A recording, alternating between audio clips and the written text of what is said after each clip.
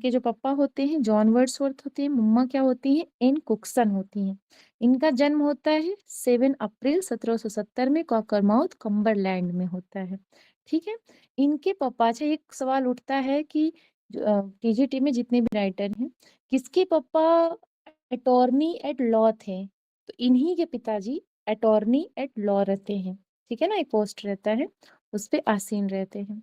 Next आता है बहुत कम उम्र में, यू कैन से दैट अगर माना जाए तो 1778 में, 1778 में 8 साल की उम्र में इन्होंने अपनी माँ को खो दिया था। ये भी क्वेश्चन पूछा गया है, किस साल की उम्र में या कितने साल की उम्र में ये अपनी माँ को खो देते हैं, तो 8 साल की उम्र में। उसके बाद इनके जो रिलेटिव्स होते हैं इनको भेज देते हैं कॉलेज में, स्कूल में भेज देते हैं। ठीक है ना, भेज देते ताकि यहाँ पे, क्योंकि ये थोड़े से हॉट टेम्पर के रहते हैं, इनका मूड बहुत ज्यादा वायलेंट रहता है। तभी तो इनके एक टीचर ने इनको सजेशन दिया था कि आप बहुत ज्यादा जल्दी गुस्सा कर देते हैं, तो आप अपने फ्रस्ट्रेशन को कविताओं के माध्यम से शेयर किया करिए। आगे देख लेते हैं यहाँ पे। Yes, in his school days at Hogsett में was full of joy spent in games and reading. He joined, ये ज्वाइन करते हैं सेंट जॉन्स कॉलेज जो कैम्ब्रिज में रहता है, और जब ये 17 साल के होते हैं। ठीक है ना, उसके बाद ये टूर पे भी जाते हैं। कहाँ पे, फ्रांस के टूर पे जाते हैं। यहीं पे गड़बड़ होता है, मीन 1789 में क्या होता है, फ्रांस में फ्रेंच रिवॉल्यूशन होता है, और 1719 में वहां जाते हैं तो इनसे उनकी मुलाकात होती है, किससे होती है, एनेट नेट वाले वैलन से होती है। हाँ जी। अच्छा, इससे पहले भी इनका एक लव अफेयर रहा है, बता सकते हैं किसके साथ रहा है आप लोग जी। इनका लव अफेयर होता है मैरी एस्थवेट से। ये भी पूछा गया है कि मैरी, यस, कोई कुछ कहना चाह रहा है तो प्लीज बोलिए। जो एस्थवेट होते हैं, पूछा गया है कि ये किससे रिलेटेड है, तो वर्ड्सवर्थ से रिलेटेड है। इनका भी शॉर्ट टाइम, बहुत ही कम टाइम के लिए इनका इनके साथ लव अफेयर चलता है। ठीक है, आगे देख लेते हैं। फिर एना बोलेंट तो जानते ही हैं आप लोग बहुत अच्छे से, और उनसे एक बेटी भी होती है जिसका नाम क्या होता है, कैरोलिन होता है ना। आगे देख लेते हैं। यस, उसके बाद ये डिग्री लेते हैं। Taking his degree in 1791 he went to France to stay, रहने के लिए जाते हैं। The cause of the French revolution, liberty and equality attracted him much. बोलते हैं कि जब यहाँ पे इतना ज्यादा फ्रीडम की बात की जा रही है तो हम भी यहीं पे रह करके अपनी चीजें करें, लेकिन इनके रिलेटिव्स कहते हैं कि हम आपको फाइनेंशियल सपोर्ट नहीं करेंगे, आपकी मर्जी हो तो आप जाइए, आपकी मर्जी रहिए, आपकी मर्जी हो आप वापस आ जाइए। और फिर इनको लगता है कि नहीं, यहाँ जो सपोर्ट नहीं मिलेगा, फिर इनके ऊपर भी बहुत ज्यादा प्रॉब्लम्स होने लगते हैं। एक सवाल और आता है कि ये फ्रांस के टूर पे कितनी बार जाते हैं, 2 टाइम्स मोस्टली आपको मिलेगा। ठीक है ना, पहली बार इनका 1790 मिलता है, दूसरा 91 मिलता है, 1791 मिलता है। ये बात की जा रही है फ्रेंच रिवॉल्यूशन के दौरान। क्वेश्चन के ऊपर डिपेंड करेगा कि क्वेश्चन का मोड क्या है। उसके बाद वो मैरी हचिंसन से जब शादी करने की बारी आती है 1802 में, तब भी वो जाते हैं उनसे परमिशन लेने के लिए, कैसी ऐसी चल रही प्रोसेस, क्या मैं इसमें जाकर इन्वॉल्व हूँ, ऐसा कुछ चलता है। लेकिन बात यहाँ पे फ्रेंच रिवॉल्यूशन के दौरान वो फ्रांस का टूर कितनी बार करते हैं, तो 2 टाइम्स जो माना गया है। ठीक है, आगे देख लेते हैं। He spent 1797, yes, 98 mostly with the Coleridge and published lyrical ballads. और उसी समय लिरिकल बैलेड आता है इन कोलैबोरेशन विद हिम, जिसमें से 19 जो पोम होते हैं किसने लिखा था, वर्ड्सवर्थ वर्ष साहब ने लिखा था। और 4, बहुत अच्छे, इसमें कॉलरिज साहब 4 लिखते हैं। टोटल कितने होते हैं इसमें पोम, ये भी पूछा गया है, 23 पोम होते हैं। बहुत अच्छे, आगे देख लेते हैं। Yes, after this he visited Germany with his sister Dorothy. ये भी पूछा गया है कि इनकी बहन का नाम क्या रहता है, तो इनकी बहन का नाम रहता है डोरोथी।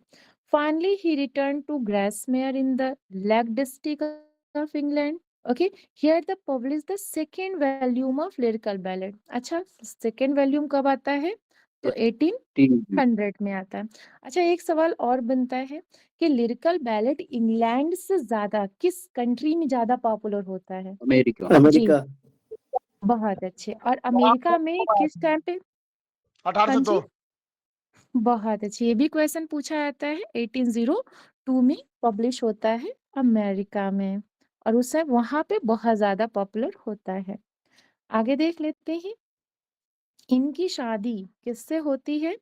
माना जाता है, देखिए यहाँ पे तो कजिन दिया गया है, लेकिन माना जाता है जो इनके स्कूल की क्लास फेलो रहती है, इनका स्कूल रहता है कहाँ पे? पेनरिथ में। ठीक है, पेनरिथ में इनका स्कूल रहता है, तो क्लासमेट रहती है मैरी हचिंसन। वहीं पे मतलब उन लोगों का मुलाकात होता है, लेकिन कहीं कहीं आपको कजिन भी मिल जाएगा, तो इसलिए इसको भी यहाँ मेंशन किया गया है, ध्यान रखिएगा। Cousin, class fellow, school fellow, कुछ भी मिलता है, दो में से एक ही ऑप्शन मिलेगा। ठीक है, तो इनकी शादी हो जाती है, कब होती है शादी ये भी देख लेते हैं। तो 4 अक्टूबर, ठीक है, 4 अक्टूबर 1802 में इनकी शादी होती है मैरी हचिंसन से। ओके, आगे देख लेते हैं next point. Wordsworth's life was spent in quiet contemplation and meditation in the beautiful Lake District। अच्छा, लेक डिस्ट्रिक्ट पोएट भी माने जाते हैं, कौन कौन माने जाते हैं? वर्ड्सवर्थ माने जाते हैं, कॉलरीज माने जाते हैं, और कौन माना जाता है? सदी साउदी। सदी बहुत अच्छा, हाँ, ये तीनों लोग लेक डिस्ट्रिक्ट पोएट माने जाते हैं, ध्यान रखिएगा। मैम ये भी क्वेश्चन, मैम फर्स्ट जनरेशन में कौन कौन से कंसीडर किए जाते हैं और सेकंड में? देखिए फर्स्ट जनरेशन में वर्ड्सवर्थ माने जाते हैं, कॉलरीज माने जाते हैं, ठीक है ना, और साउदी भी आते हैं, और एक दो लोग और हैं, एक लोग का शायद वो नेम हमारे माइंड से स्लिप हो रहा है। ठीक है, वो सब फर्स्ट जनरेशन में आता है। सेकंड में तो जो ये सब हैं, क्या ना, अभी बीते हैं ना, बैरन ये सब सब सेकंड, हाँ, ये सब सब सेकंड में आते सेकंड वाले में। हैं। हाँ जी, हाँ, वो सब जो किड्स वगैरह है ना, वो सब सब सेकंड में आते हैं। ठीक है, आगे देख लेते हैं नेक्स्ट पॉइंट। जी, कहाँ तक देखा था हमने? यहाँ पे जी, आगे देखते हैं। His nature her sorry here nature inspired him to write his poetry. अच्छा, एक सवाल और पूछा जाता है, इनके जो पहले टीचर थे, एक मिनट, ओके, हाँ, एक सवाल उठता है यहाँ पे, एक मिनट, उसको भी मैं यहाँ पहले मेंशन कर दे, बहुत इंपॉर्टेंट है। माइकल,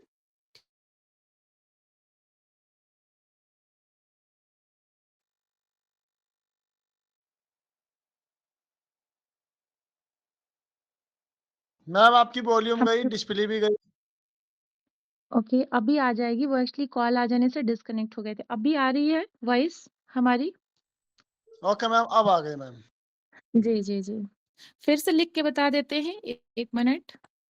जी, यस, माइकल, ठीक है, माइकल, BEAUPUY,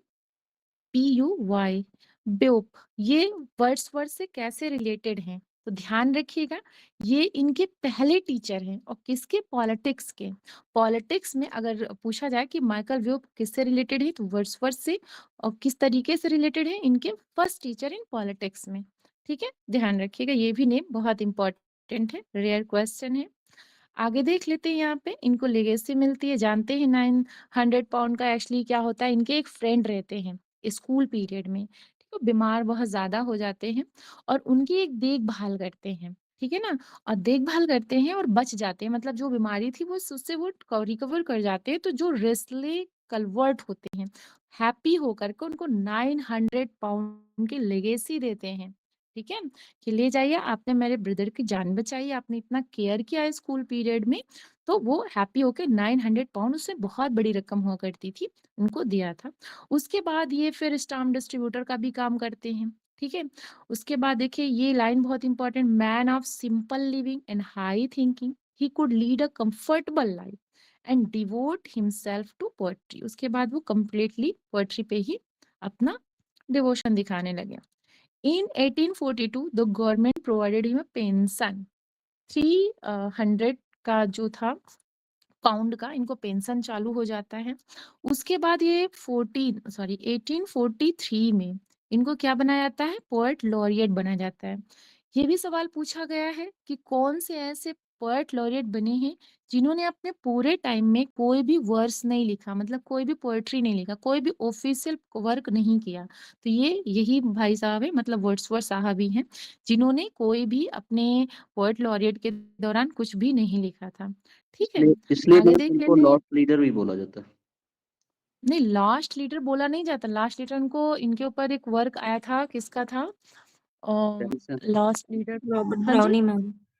ब्राउनी ने ब्राउनी, इसीलिए तो ब्राउनी। बोला था कि बूढ़े हो ब्राउनी गए ने हैं कहा कुछ था। कर हाँ कुछ कहा था बोला नहीं जाता उनके ऊपर एक वर्क ही लिखा गया था लॉस्ट लीडर ठीक है कि हैंडफुल मुट्ठी भर सिल्वर के लिए इन्होंने अपने मान सम्मान को खो करके ये सिर्फ लालच में पड़ गए मतलब 300 इनको पाउंड्स मिल रहे थे इसी में ये खुश हो गए आगे देख लेते हैं यहाँ पे यस आगे इनको कुछ डिग्रीज मिली थी सम्मान मिलता है जैसे दरहम से 1838 में मिलता है ऑक्सफोर्ड से 1839 में ये जैसा हमने बता दिया 1843 में ये पोएट लॉरेट बनते हैं अच्छा एक्सपायर कर जाते हैं ये 23 अप्रैल 1850 में अच्छा इनको हुआ क्या था किस वजह से कौन सी डिजीज से ये एक्सपायर करते हैं यस कोई बताएगा देखिए इनको एक डिजीज होती है फेफड़े का रोग जिसे बोल सकते हैं प्लोरिजी प्लेसर, हाँ प्लोरिजी इनको एक फेफड़े की बीमारी हो जाती है जिसकी वजह से इनकी मृत्यु हो जाती है ये भी पूछा गया है कितने साल की उम्र में तो जोड़ने में टाइम लगाइए मत 80 साल की उम्र में इनकी मृत्यु होती है इनको बरीड कहाँ किया जाता है ये भी सवाल पूछा गया है जी बरीड इनको किया जाता है सेंट एंड ओशोल, वॉल्ट बहुत अच्छे वॉल्ट्स चर्च में ग्रासमेयर में ही होता है वहां पे इनको बरीड किया जाता है तो इस तरीके से कुछ पॉइंट हम लोगों ने यहाँ पे कंप्लीट किया फिर कल हम लोग समरी और मेन पॉइंट आगे भी देखेंगे यहाँ तक पॉइंट में किसी भी पॉइंट में कोई प्रॉब्लम हो बता सकते हैं जी